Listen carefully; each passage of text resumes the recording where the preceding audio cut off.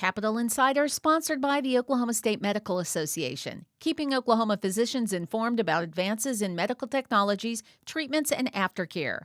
More on the vision and mission of OSMA at okmed.org.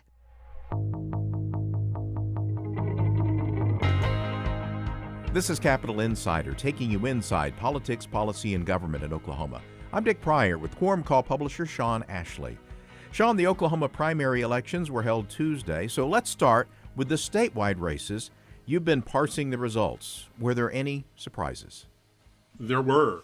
State Treasurer Todd Russ was the only incumbent statewide elected official eligible to seek re-election, and he lost to outgoing state auditor and inspector Cindy Byrd.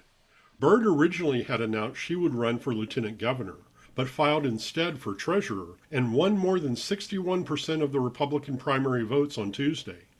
She will face Kiefer Perry, a libertarian, in November's general election. And in the Republican lieutenant governor's race, former House Speaker T.W. Shannon defeated 5 other candidates to win his party's nomination for that office, receiving nearly 54% of the primary votes. It's usually hard to win a race outright when there are just 3 candidates, not to mention 6, but Shannon did it. He will face Kelly Forbes, a Democrat, in the general election. And some interesting themes in the voting emerged. They did. Legislative incumbents generally did well. Of course, there are exceptions to every rule. Senator Dusty Devers lost his bid for re-election in a 3-way race.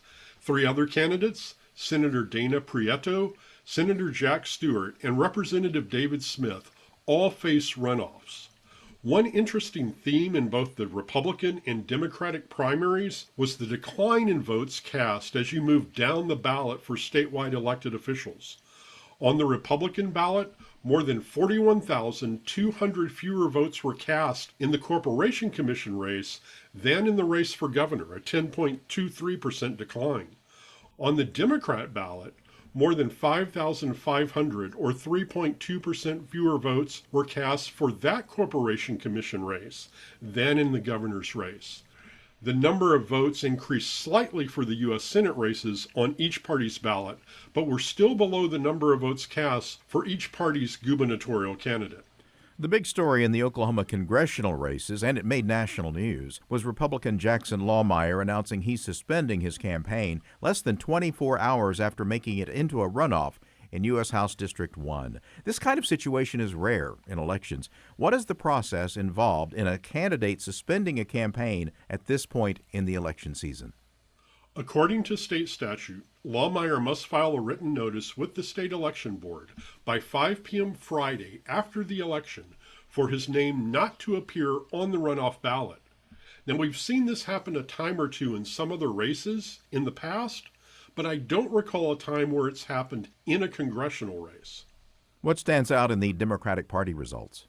No legislative Democrats lost their primaries or faced runoffs, and there's a reason for that. There weren't that many primary elections for incumbent Democratic senators and representatives. In the Senate, the 6 incumbent Democrats up for re-election this year did not draw a primary opponent. They also did not draw a general election challenge, so they will return to the legislature. 6 incumbent House Democrats also do not have primary opponents and do not have general election challengers. They too will retain their seats. And House Democrats protected 2 other seats that essentially were open. 3 House Democrats did face primaries, Representatives Annie Mins, Ron Stewart, and Alicia Timmons. All 3 won their races. Stewart and Timmons do not have general election challengers, so they will retain their seats. Mins faces a Republican in the general election. The state question that would have gradually raised Oklahoma's minimum wage lost. What state questions are on the August primary runoff election ballot? State Question 845, a legislative referendum, requires the legislature to determine how reimbursements for the 5-year ad valorem tax exemption and economic development incentive will be made.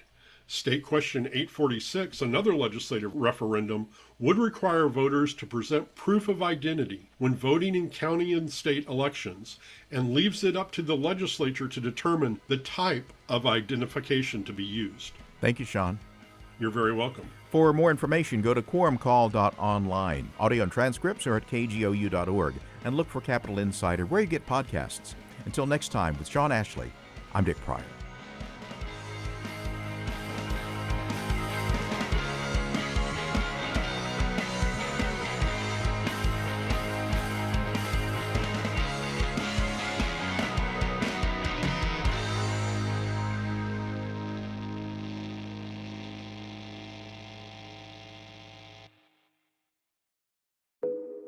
Each story you hear on Planet Money starts with a question. What happens if we refund tariffs?